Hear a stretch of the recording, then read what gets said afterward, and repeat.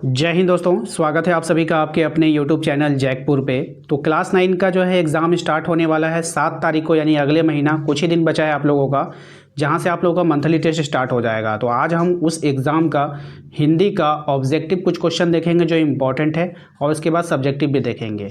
यदि आप अपने परीक्षा की तैयारी बिल्कुल फ्री में अपने इस चैनल के माध्यम से करना चाहते हैं तो आपको हमारे चैनल को सब्सक्राइब करना होगा, घंटी वाले आइकन को प्रेस कर लीजिएगा।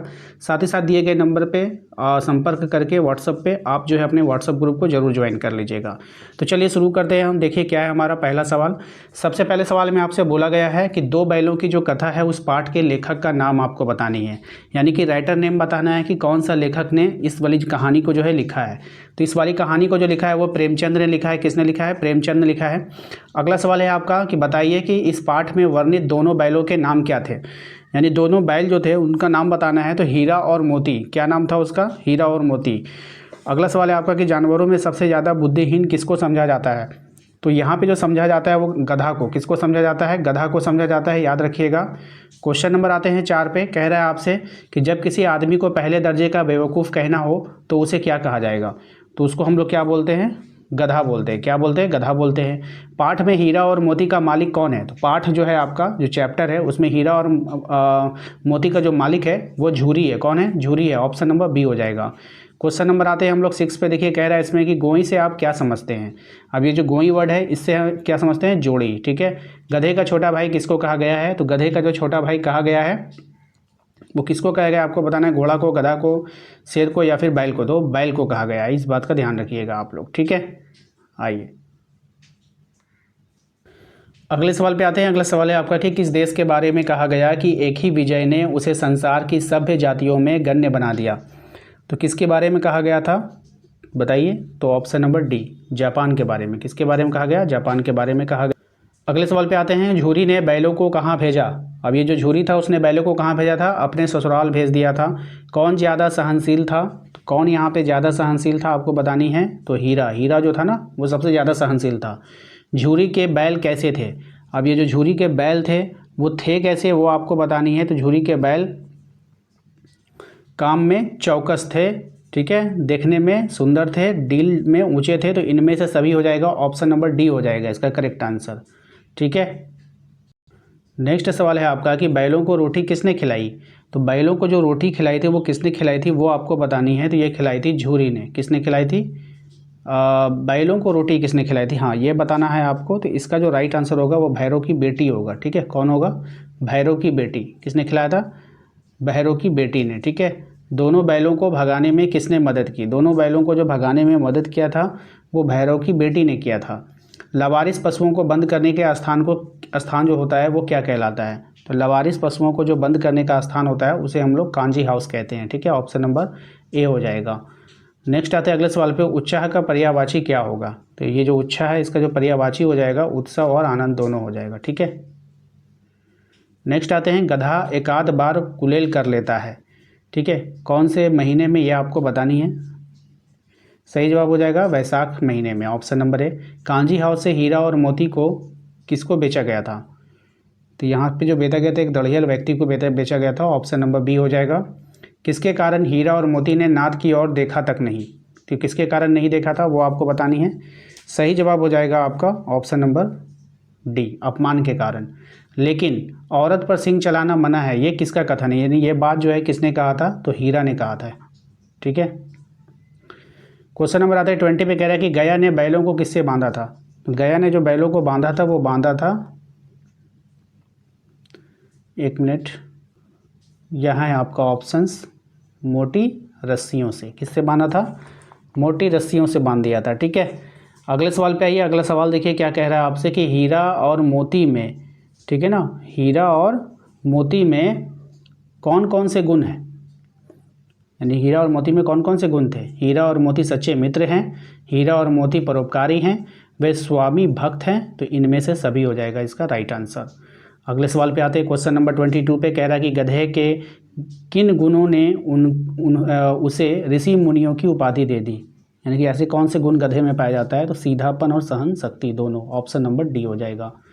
अगले सवाल पे आते हैं। Question number 23। दो बैलों की कथा पाठ से हमें क्या सीख मिलती है? तो इस पाठ से जो हमें सीख मिलती है आज़ादी के लिए संघर्ष करना। ऑप्शन नंबर सी हो जाएगा। पाठ के अनुसार गधे के गुण हैं, पाठ के अनुसार गधे के क्या गुण हैं आपको बतानी है, तो सीधापन, ऑप्शन नंबर बी हो जाएगा। हीरा और मोती की गहरी मित्रता का पता कैसे चलता है, तो हीरा और मोती की जो गहरी मित्रता है इसके बारे में जो पता चलता है वो किससे चलता है, तो यहाँ पे आप देख लीजिए, एक दूसरे का भार संभालते थे, इससे पता चलता है। एक दूसरे के लिए लड़ते रहते थे, इससे भी पता चलता है। जब कोई उन्हें नुकसान पहुंचाने की कोशिश करता था तो एक दूसरे के साथ कभी ना छोड़ते थे।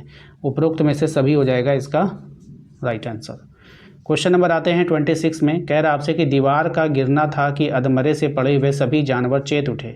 वाक्य में कौन सा भेद है आपको बतानी है, तो इस वाक्य में जो भेद है वो हो जाएगा आपका मिश्र वाक्य हो जाएगा, ऑप्शन नंबर सी हो जाएगा।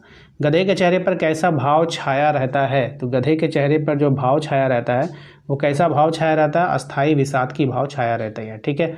आइए क्वेश्चन नंबर आते हैं 28 में, देखिए कह रहा है आपसे सद्गुण शब्द में कौन सा उपसर्ग है। अब ये जो सद्गुण शब्द है इसमें कौन सा उपसर्ग है आपको बतानी है। राइट आंसर हो जाएगा आपका सद, ठीक है। उपसर्ग जो होता है ना वो पहले लगता है, ठीक है ना, इस बात का ध्यान रखिएगा।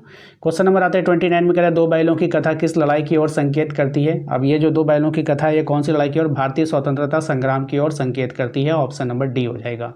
क्वेश्चन नंबर आते हैं 30 पे, इसमें कह रहा है आपसे कि प्रेमचंद का निधन कब हुआ था, यानी उसकी मृत्यु कब हो गई थी आपको बतानी है, तो 1936 में, ऑप्शन नंबर ए हो जाएगा, ठीक है। चलिए अब थोड़ा बहुत सब्जेक्टिव भी देख लेते हैं, क्योंकि आप लोगों का जो एग्ज़ाम होगा चाहे वो फाइनल हो चाहे वो टेस्ट की परीक्षा हो, अब आप लोगों को ऑब्जेक्टिव एंड सब्जेक्टिव दोनों होगा, तो इसलिए आप लोग को थोड़ा बहुत सब्जेक्टिव भी याद कर लेनी चाहिए।